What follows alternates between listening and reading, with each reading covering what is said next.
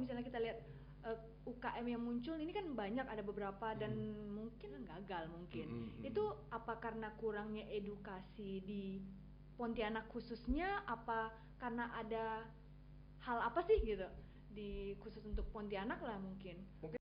Kukerja menyajikan podcast yang membahas segala sesuatu seputar dunia kerja, mulai dari kisah inspiratif sampai dengan tips mencari pekerjaan. Kukerja adalah tempat untuk mewujudkan mimpi kalian semua. Ya, dimulai dari bekerja.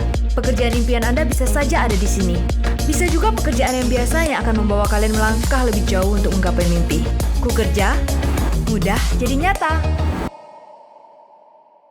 Kembali lagi dengan saya Stella Putri di podcastnya Kukerja. Dan seperti biasa hari ini kita kedatangan tamu yang luar biasa yang pastinya sangat menginspirasi dan akan memberikan tips dan trik seputar bisnis. Langsung saja akan kita sapa Ko Friendly Wijaya. Halo Stella. Halo Koko. Ini luar biasa sekali hari ini kita bisa kedatangan Koko di sini di podcastnya Kukerja. Udah diundang ke sini. Oke.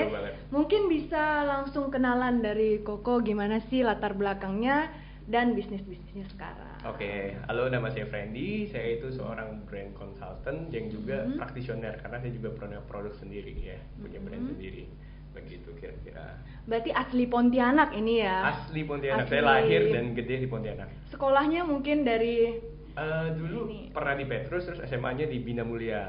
Nah, baru akhirnya kuliahnya di luar. Oh, jadi selama dari kecil sampai sekolah SMA SMA, iya, SMA sampai di SMA Pontianak, kelas 2 terus itu di Bina Mulia, terus kelas 3-nya saya pindah ke Kuching, Malaysia. Kuching dulu, baru habis itu ke Kuala Lumpur. Baru ke Gitu. Jakarta ya. Bukan di Kuala Lumpur. Oh, Kuala Lumpur ya, Iya. sorry. Berarti itu merantau apa keluarga juga ikut? Enggak, merantau. Oh, sendiri memang doang. merantau, tetap anak rantau ya, luar Tetap. biasa sekali orang Pontianak.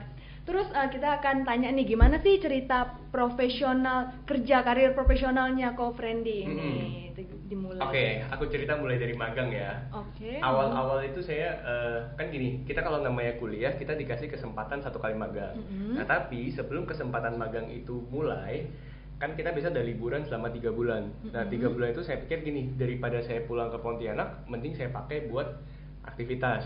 Nah, saya inisiatif sendiri. Pas liburan 3 bulan itu ke Jakarta, carilah magang. Nah, kebetulan puji Tuhan dapat magangnya di salah satu stasiun TV, namanya Global TV. Nah, di sana saya ditempatkan di bagian promosi. Oh, bagian promosi. Iya, betul. Kita promosiin program-program yang lagi happening di channel tersebut. Jadi itu masa magangnya berapa lama itu? Kita magangnya 3 bulan di sana. Oh, 3 bulan. Nah, setelah itu tahun berikutnya itu baru kita magang yang dari kampus. Dari kampus itu kita magangnya memang ditempatkan. Saya hari itu dapatnya di Kuala Lumpur juga. Itu namanya McCann World Group. Itu agency advertising. Nah, kalau misalnya di Global TV itu kan saya di bagian promosi. Istilahnya saya yang bagian produsen lah. Nah, kalau di McCann ini saya ditempatkan di AE, account eksekutif.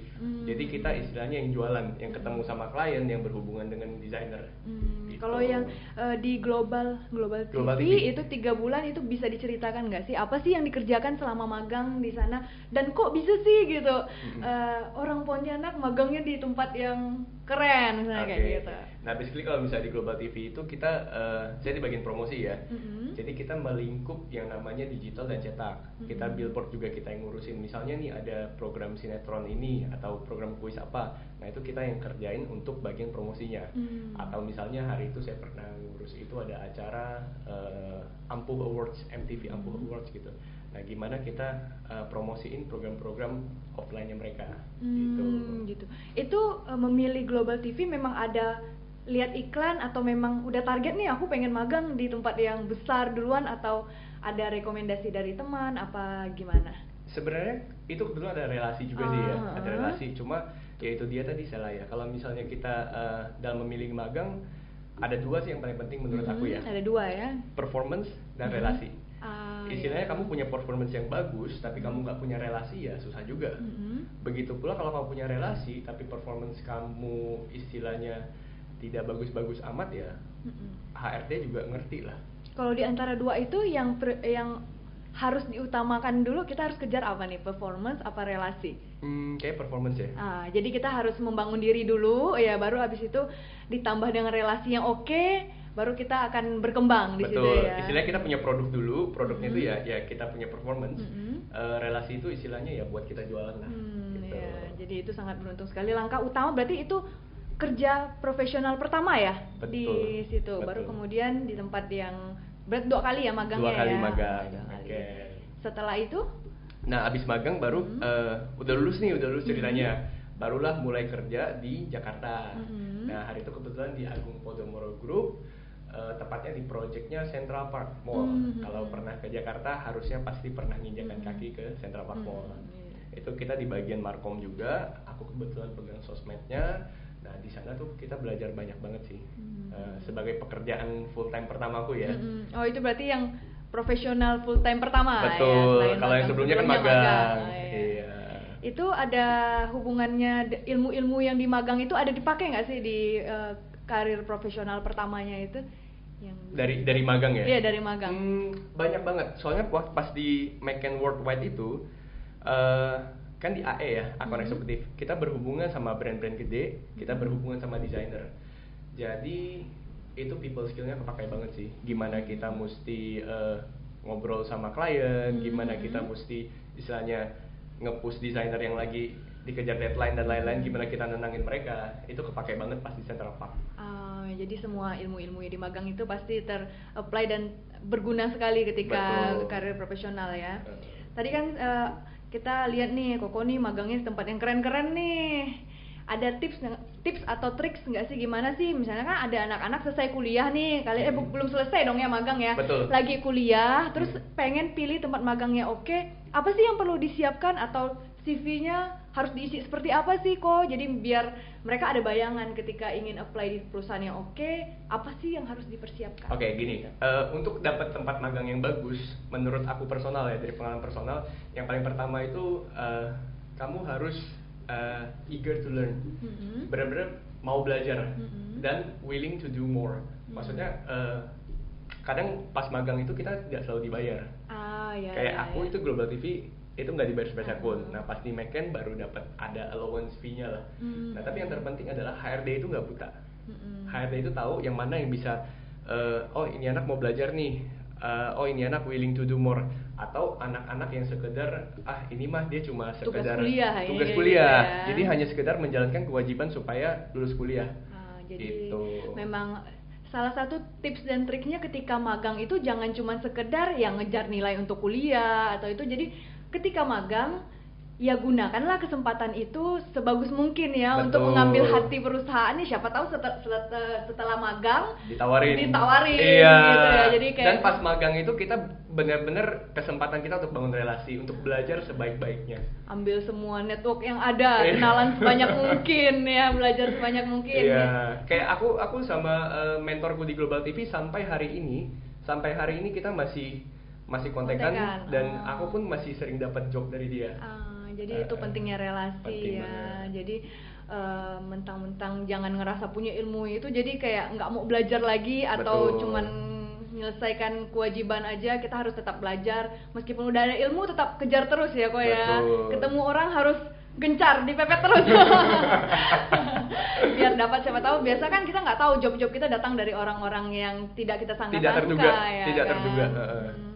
Kalau sebelumnya, itu kan tadi kita tipsnya ketika udah magangnya nih. Kalau tips sebelum magangnya, ada nggak sih yang harus dipersiapkan atau misalnya administrasi atau performa diri yang disiapkan agar perusahaan, oh anak magang ini oke nih, kan pasti banyak nih applier dari suatu perusahaan yang akan dipilih untuk magang di perusahaan tersebut gitu. Oke, gini, aku punya prinsip hidup kayak begini ya, differentiation to capture attention.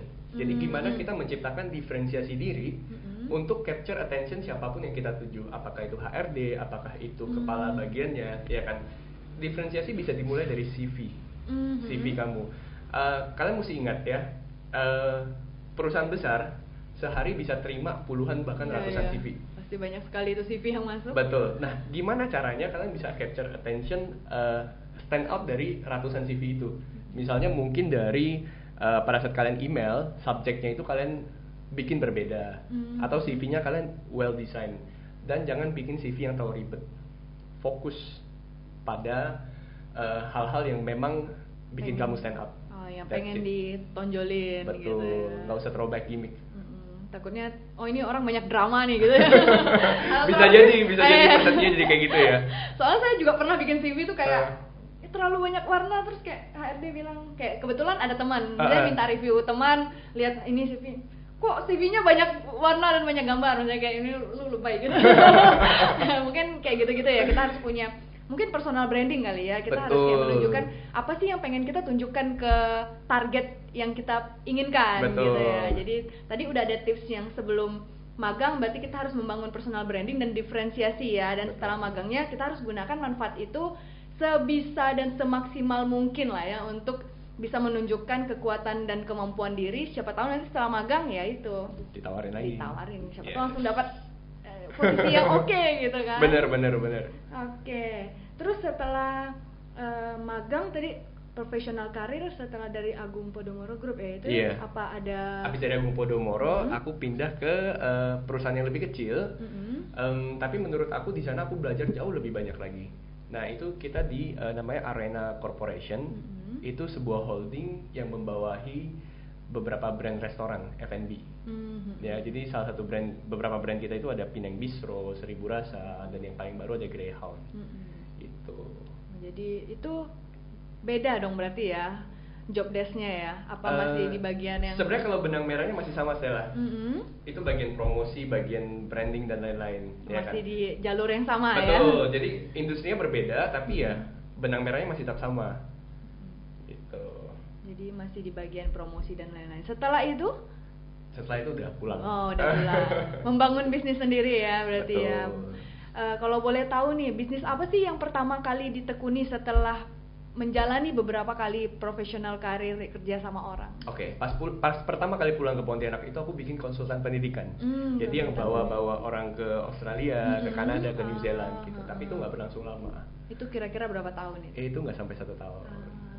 Jadi ceritanya memang dari awal pas pulang ke Pontianak itu misinya adalah saya mau bikin konsultan pendidikan yang benar-benar membawa anak-anak pergi kuliah. Bukan yang dalam tanda kutip mau kerja gitu loh. Ya kebanyakan kan langsung ya pengen sekolah tapi pengen kerja tapi modusnya biasanya begitu. Nah ternyata pas itu konsultan pendidikan dibuka, 9 dari 10 anak yang datang pertanyaannya gini, kok kira-kira bisa balik modal nggak ya? Udah tanya gitu, tanya udah kayak begitu ya kan. Terus waduh gimana ya?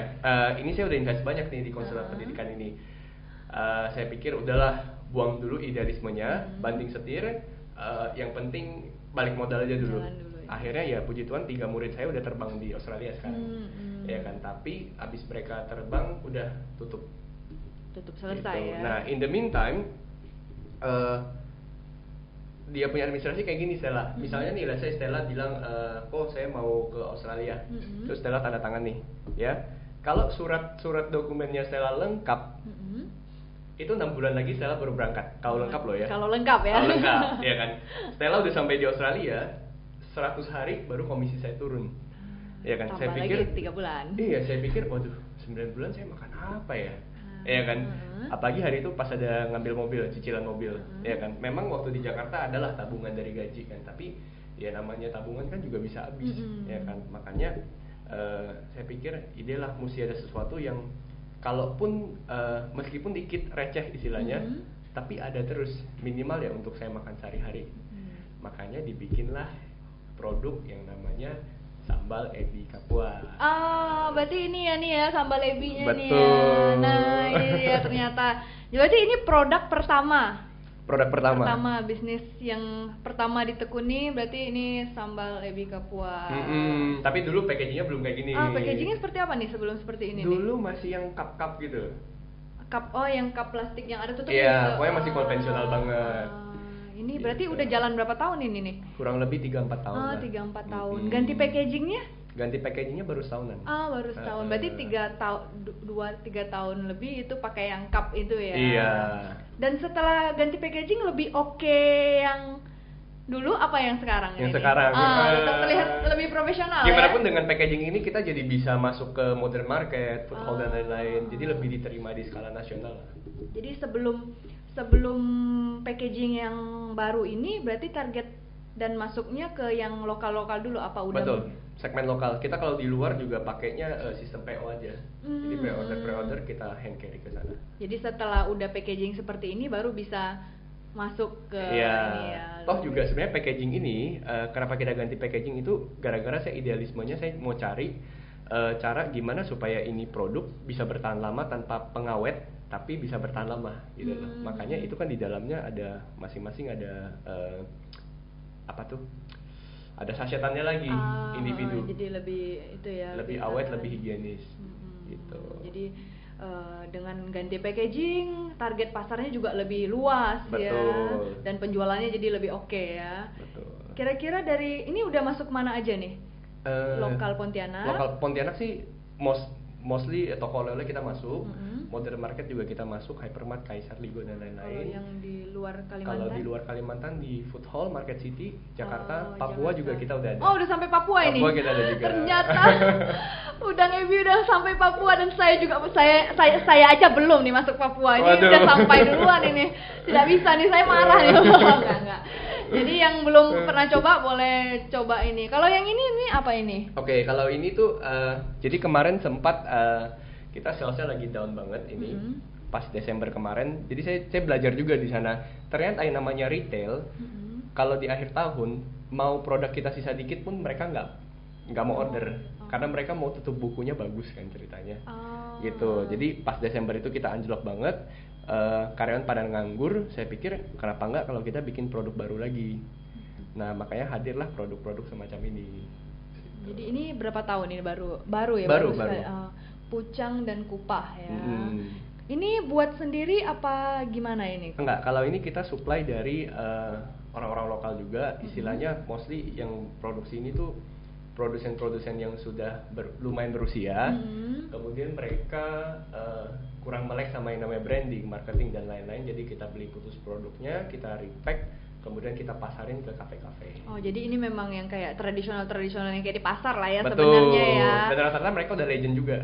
Yang udah legend, tapi Koko lihat ada peluang nih ternyata nih biar bisa bersaing dengan produk-produk lain. Jadi Koko beli putus, terus akhirnya repackaging ya. Akhirnya seperti ini. Intinya berawal dari saya yang suka produknya. Memang kita suka. Jadi akhirnya berani untuk packaging ya. Betul. Jadi lihat kualitas dulu pertama kali ya. Jadi mungkin itu salah satu tips dan trik dari Ko Friendly kalau memang kalian suka sama suatu produk atau melihat adanya peluang usaha, boleh coba dipikirin ya ide kreatifnya atau cara promosinya untuk jadiin branding sendiri. Akhirnya kan ini jadi milik sendiri kan. Betul. Padahal ya buatnya ya orang lain sebenarnya ya. Terus kalau misalnya tantangan nih Ko, kan udah punya bisnis sendiri, udah ada Sambalebi, ada Pucang, Kupah dan lain sebagainya. Tantangan terbesar apa sih? Biasa nih kan banyak nih UKM yang baru muncul, terus akhirnya cuma sebentar aja kayak muncul, hype akhirnya drop. Itu tantangannya apa sih? Tantangan terbesar sih sebenarnya ini ya. Pertama tantangan terbesar itu SDM awalnya. Cuma aku yakin ya kalau misalnya tantangan yang terbesar sekalipun, kalau kamu udah lewatin, kamu belajar dari sana, pasti akhirnya itu jadi makin kecil tantangannya, ya kan? Kayak contoh nih, aku awalnya tantangan di SDM. SDM itu istilahnya masuk resign. Akhirnya aku bikinlah SOP dan lain-lain, yang akhirnya ya mau siapapun yang duduk di sana, ini tetap jalan. Yang penting dia jalanin SOP aja. Nah terus kalau misalnya untuk yang Stella bilang tadi, kenapa nih UMKM muncul hype terus habis. Kalau itu menurut aku balik ke orangnya masing-masing ya. The people behind the business, the people behind the brand. Gimana mereka tingkat durability-nya, tingkat resistensinya, ya kan? Gimana ketika istilahnya sales mereka anjlok, mereka dihantam sama kompetitor dan lain-lain, gimana mereka tetap bertahan dan menemukan solusi-solusi, ide-ide untuk supaya gimana nih kurva ini naikin lagi kurva salesnya gitu. Tapi sebenarnya apa sih, kan ini kita lihat ini banyak nih kok misalnya kalau mungkin 1-2 aja mungkin man behind the gun-nya mungkin. Tapi kalau misalnya kita lihat UKM yang muncul ini kan banyak, ada beberapa dan mungkin gagal mungkin. Itu apa karena kurangnya edukasi di Pontianak khususnya, apa karena ada hal apa sih gitu di khusus untuk Pontianak lah mungkin. Selain people behind the brand, aku bisa ngomong pemilihan produknya ya. Kalau kita lihat dari 80% ini ya, ini belum tentu benar, tapi I believe, yang saya percaya adalah 80% ini produknya itu bukan comfort food. Jadi barang-barang yang memang mereka dari awal ngincarnya, oh buat keren-keren aja, latah gitu ya, misalnya kayak lagi happening apa, jualannya itu, apa gitu ya ya kan, which is ya itu bukan apa, bukan makanan sehari-harinya kita ya, menurut aku ya. Maksudnya kayak contoh yang pernah hype es mangga misalnya, es mangga kekinian yang harganya 50.000, atau misalnya es Milo kepal. Jadi orang beli bukan karena mereka butuh, bukan karena mereka suka, bukan karena mereka mau, tapi mereka hanya suka-sukaan gitu ya, biar ikut-ikutan. Betul. Jadi posting kebutuhan konten misalnya gitu hamba gitu konten, ya. begitu. Jadi mungkin salahnya tuh kurang memikirkan secara matang bisnis plan mungkin. Betul. Ya. Dan memang ternyata setelah aku telusuri, ada juga industri yang memang bermain di tren ini. Jadi ya udah, mereka modalnya kecil, buka, hype, tutup, ganti lagi. Oh, saya juga pernah kayak misalnya di Instagram ada sponsor-sponsor yang jualan gerobak apa gitu ya, yang muncul-muncul. Oh, mungkin seperti itu kali ya. Dia memanfaatkan peluang orang yang suka latah-latahan itu. Betul. Ya udah, aku bikin bisnis ini untuk orang yang latah. Jadi kayak biarin jual gerobak aja gitu. Ternyata itu juga bisa dijadiin bisnis ya, kok ya. Dari segala sisi bisa jadi bisnis. Selalu ada peluang ya. Selalu ada peluang ya. Mungkin melihat hal ini, mungkin ada tips kali dari Koko, bagaimana sih melihat peluang usaha agar bisa stable untuk dikembangkan gitu. Oke. Menurut aku ya, kalau untuk stable enggaknya itu balik ke people behind brand. Ya balik lagi ya. ke ini ya. Tapi kalau faktor luarnya dari orang itu tersebut ya, pertama analyze, is there a market? Ada nggak market untuk produk yang akan saya pasarkan? Ada nggak market untuk service yang saya akan tawarkan? Kalau ada, baru kita gali. Produknya seperti apa, bentukannya seperti apa, dan yang paling penting lagi, differentiation to capture attention. Jadi tetap harus ingat diferensiasinya ya. Gimana produk kamu bisa stand out gitu loh. Maksudnya kalau misalnya semuanya jual ayam geprek, ya mungkin kamu jual ayam geprek dengan misalnya ayam geprek yang pakai ikan misalnya, ikan geprek gitu loh. Jadi ya jangan masuk ke red ocean, istilah marketingnya kan gitu ya, blue ocean sama red ocean. Kalau blue ocean itu market yang unsaturated, yang belum banyak yang jualan. Kalau misalnya kamu misalnya satu blok itu jualan ayam geprek, terus kamu masuk juga jualan ayam geprek, ya berarti kamu masuk ke red ocean, market yang bunuh-bunuhan. Gitu. Berarti juga di sini branding juga penting berarti ya, kok ya. Sangat packaging penting. Dan lain-lain ya, meskipun kita sama-sama jual, misalnya jual kacang goreng, tapi kita packagingnya oke banget, mungkin kita bisa lebih stand out dibanding kacang goreng yang lainnya. Tambah ya. value. Jadi Tambah memang value. Dari branding, packaging, terus orangnya juga harus serius. Betul. Tapi langkah utamanya berarti harus analisa pasar ya. Betul. Jadi mungkin market, ada nggak market untuk produk atau mungkin jasa yang saya tawarkan? Kesalahannya dari awalnya orang pengen bikin bisnis itu ya mungkin latah-latahan aja, ikut-ikutan ya. Jadi nggak menganalisa sebenarnya ada nggak sih pembeli dari produk yang akan saya jual. Betul. Gitu ya. Jadi pertama analisa, habis itu produknya, packagingnya, terus ada lagi nggak kok ini?